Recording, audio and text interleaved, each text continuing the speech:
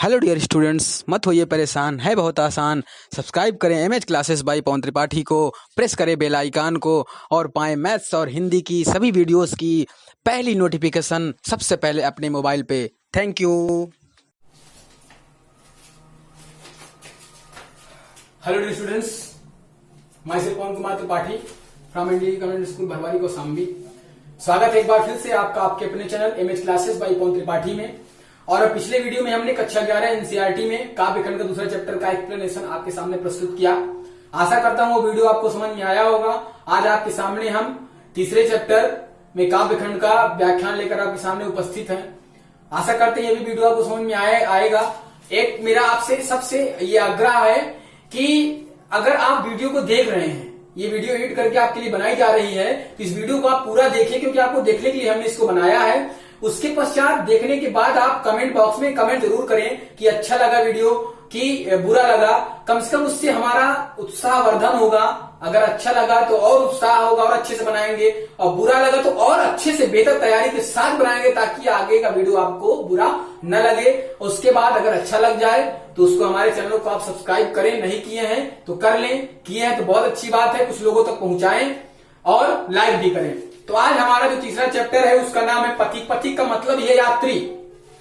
पथिक का मतलब है यात्री। तो इसको रामलेस त्रिपाठी जी ने लिखा है।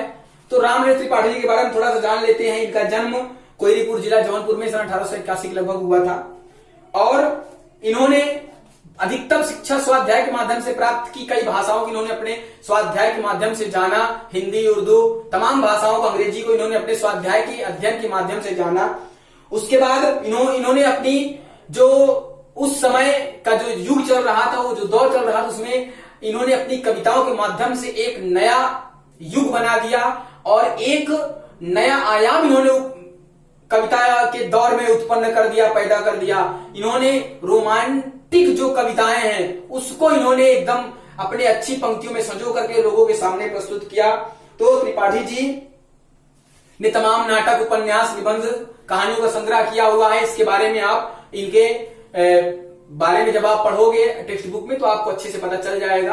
अब हम चलते हैं अपने व्याख्यान की तरफ, क्योंकि थोड़ा सा बड़ा चैप्टर है ये। तो अब इसको देख लेते हैं। इसमें त्रिपाठी जी जो ये कविता है, इस कविता के माध्यम से प्राकृतिक सौंदर्य का असीमित जो क्षेत्र है उससे अभिभूत होकर के, भाव विभोर होकर के, उसी के बारे में ये व्याख्यान कर रहे हैं। एक त्रिपाठी जी की लिखी हुई कविता, एक त्रिपाठी से हम व्याख्यान कर रहे हैं आपके सामने। आशा करते हैं कि आपको समझ में आएगा। तो अब इसमें त्रिपाठी जी कह रहे हैं कि प्रतिक्षण नूतन वेश बनाकर रंग बिरंग निराला। अब यहां पर त्रिपाठी जी कह रहे हैं कि प्रतिक्षण, हर पल नूतन वेश, नए वेशभूषा को बना करके रंग बिरंगा निराला, रवि के सम्मुख थिरक रही नभ में वारिद माला। जब बारिश की बूंदें आसमान से नीचे गिरती हैं तो वो ऐसा लगता है कि एक युवती की तरह नृत्य करती हुई गिर रही है। उन्हीं बूंदों के बारे में इन्होंने बताया है कि प्रतिक्षण नूतन वेश बनाकर, हर पल नया रूप धारण कर करके, रंग बिरंगे साफ सुथरे इस आकाश में रवि के सम्मुख थिरक रही हैं। सूर्य की किरणों के सामने ये बूंदे ऐसा लग रहा है मनो एक युवती की तरह नृत्य करती हुई एक वारिदमाला। वारिदमाला का मतलब ये इनका जो हर पल का जो इनका जो रूप है, ये अनोखा जो रूप है, ऐसा लगता है कि मानो ये एक माला को इन्होंने सजो लिया है और उसी माला के तहत ये धीरे धीरे आकाश से नीचे की तरफ गिर रही है। फिर देखिए अब कवि क्या कह रहे हैं। नीचे नील समुद्र मनोहर, ऊपर नील गगन है। कवि कहता है कि नीचे नीला समुद्र पूरी तरह से फैला हुआ है और ऊपर मन को हरने वाला नीला आसमान है। घन पर बैठ, अब मेरी ये इच्छा है, कवि की ये इच्छा है, उसकी पथिक की ये इच्छा है कि घन पर बैठ, बादलों के ऊपर सवार होकर के बीच में विचरूं, यही चाहता मन, कि मेरा मन यही चाहता है कि मैं बादलों के ऊपर सवार होकर के ये जो प्राकृतिक सौंदर्य है, इस सौंदर्य का मैं आनंद उठाऊं।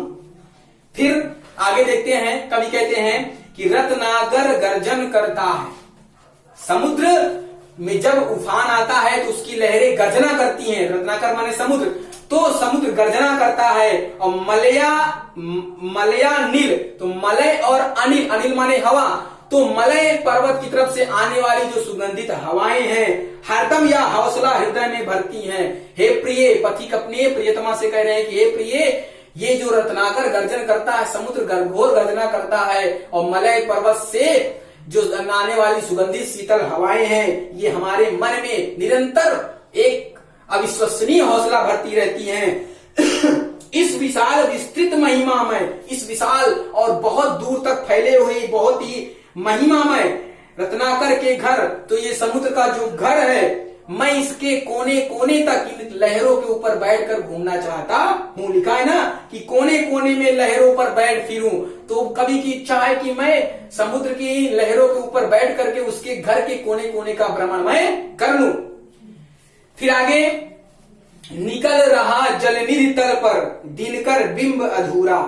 निकल रहा जलनिधि पर, जलनिधि माने समुद्र पर, तो जब सूर्य की किरणें समुद्र पर पड़ती हैं तो उस समय का जो दृश्य ऐसा लग रहा है कि दिनकर निकल रहा जलनिधि तल पर दिनकर बिंब अधूरा, तो उस अधूरे सूर्य, दिनकर माने सूर्य, तो बिंब माने प्रतिबिंब, तो उस अधूरे सूर्य का की जो परछाई उस समुद्र पर दिख रही है, वो कैसी लग रही है?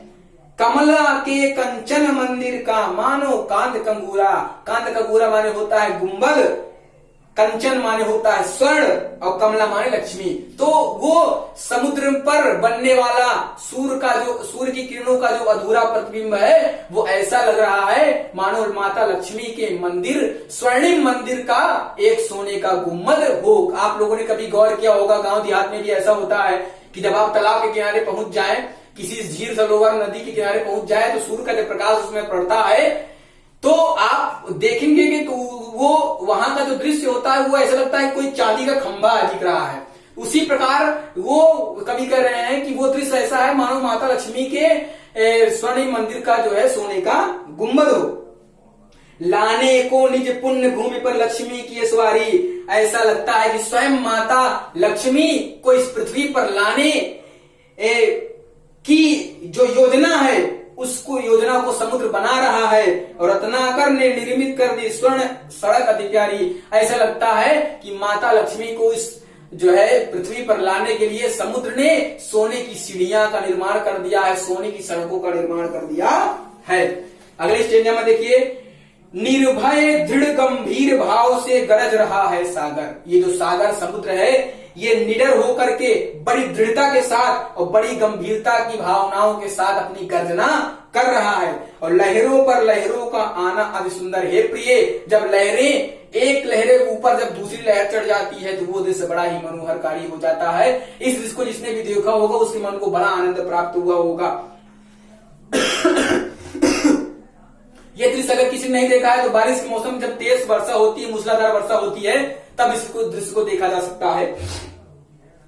कहो यहाँ से बढ़कर सुख क्या पा सकता है प्राणी, अनुभव करो हृदय से हे अनुराग भरी कल्याणी। हे मेरी प्रेम प्रिय प्रियतमा, मेरी प्रेम भरी प्रियतमा, जिससे मैं असीमित प्रेम करता हूँ, ऐसी प्रेमता प्रियतमा, ये बताओ कि कहो कहां से पढ़े, कहो यहाँ से पढ़कर सुख क्या पा सकता है प्राणी, कि तुम बताओ ये जो प्राकृतिक सौंदर्य है, इससे अधिक सुख मानव कहाँ पा सकता है? ऐसी कोई स्थान नहीं है कि हे प्रियतमा, कि मानव इतना जो है का जो सुख पूर्वक शांति प्रदान करने वाला प्राकृतिक सौंदर्य है, ऐसा कहीं दृश्य देख मिलने वाला नहीं है।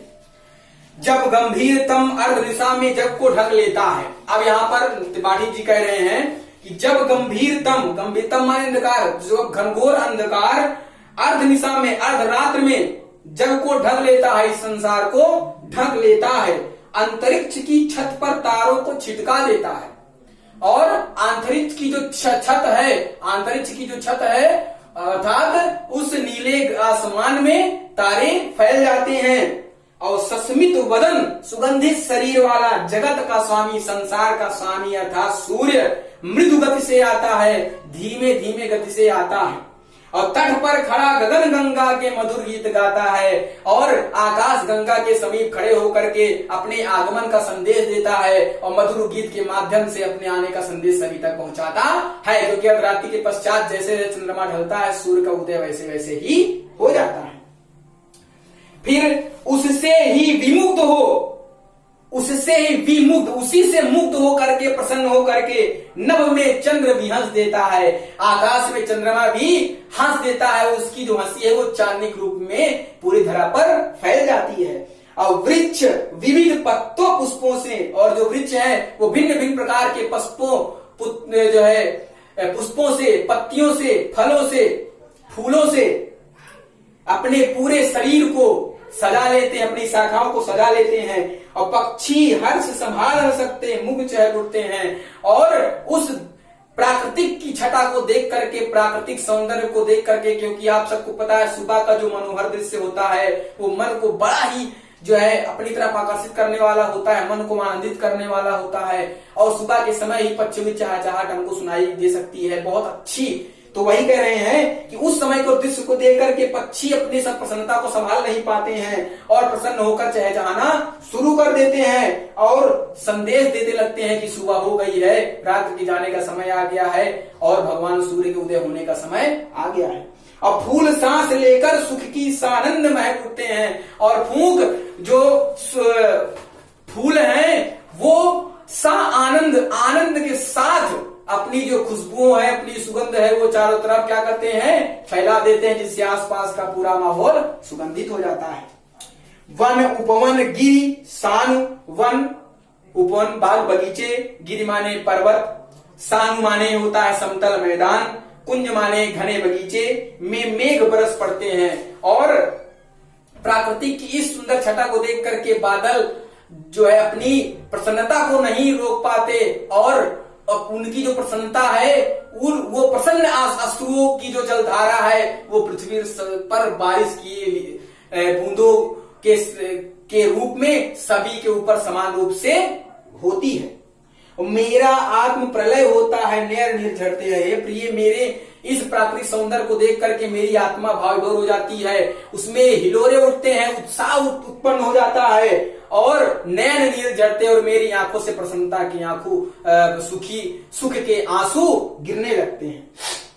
पढ़ो लहर, पहाड़ पर्वत लहरें, तट किनारे तीड़ तिनके, तरु वृक्ष गिरी पर्वत, नभ आकाश, किरण सूर्य की किरणें, जलद समुद्र, ये सारी चीजों पर ये जो प्राकृतिक की छटा जब पड़ती है तो ये दृश्य मन को हरने वाला होता है, बहुत सुंदर दिखते हैं। लिखी हुई या मधुर कहानी विश्व विमोहनकारी है प्रिय, ये जो लिखी हुई कविता है, ये कहानी है, ये पूरे विश्व के मन को मोहने वाली है, मन को हरने वाली है। अब कैसी मधुर मनोहर उज्जवल है या प्रेम कहानी है प्रिय, ये जो प्राकृतिक सौंदर्य का ये जो प्रेम है और उसकी जो इस तरह से प्रेम करने की जो कहानी है वो बहुत ही मनोहर है, अर्थात मन को हरने वाली है, अंधकार को दूर करने वाली है। जी में है अक्षर बनु विश्व की वाणी। अब मेरा भी ये मन है, हे प्रियतमा, मेरा ये मन है कि मैं इन पंक्तियों के जो अक्षर हैं वो अक्षर बन जाऊं और पूरे विश्व में लोगों की जबान से मैं उसको स्वयं ही बोला जाऊं। स्थिर पवित्र आनंद प्रवाहित, स्थिर पवित्र आनंद, जो आनंद की धारा बहाने वाला, सदा शांत सुखकर है, हमेशा शांति को प्रदान करने वाला, सुख को प्रदान करने वाला, प्रसन्नता को प्रदान करने वाला है। आहा, हे प्रिय, प्रेम का राज्य परम सुंदर, अतिशय सुंदर। हे प्रिय, ये जो ये प्रेम का जो राज्य है अर्थात प्राकृतिक सौंदर्य की जो छटा है, ये प्रेम का जो राज्य है ये मन को हरने वाला है, मन को शांति प्रदान करने वाला है। बहुत ही मन विकल हो जाए, व्याकुल हो जाए, अस्थिर हो जाए, तब भी इस सौंदर्य में के स्पर्श में जो आ जाएगा उसका मन शांत हो जाएगा, उसके मन में प्रेम की भावना उत्पन्न हो जाएगी। इस प्रकार से तीसरे चैप्टर का काव्य खंड का व्याख्यान समाप्त होता है और आशा करता हूं कि वीडियो आपको समझ में आया होगा। अगर आपको कोई दिक्कत परेशानी है, नीचे हमारा नंबर लिखा रहता है, उसमें आप हमें संपर्क कर सकते हैं, हमें कांटेक्ट कर सकते हैं, व्हाट्सएप कर सकते हैं। उसके बाद नीचे कमेंट बॉक्स में आप कमेंट भी कर सकते हैं। तब तक के लिए अगले वीडियो में हम आपके सामने चौथे चैप्टर का व्याख्यान लेकर प्रस्तुत होंगे। तब तक के लिए आप घर पर रहें, सुरक्षित रहें। इस वैश्विक महामारी में अपने परिवार का ध्यान रखें, सरकार के द्वारा दिए गए निर्देशों का पालन करें, अनावश्यक घर से बाहर न निकलें। इससे जानकारी बचाव है। जय हिंद, जय भारत।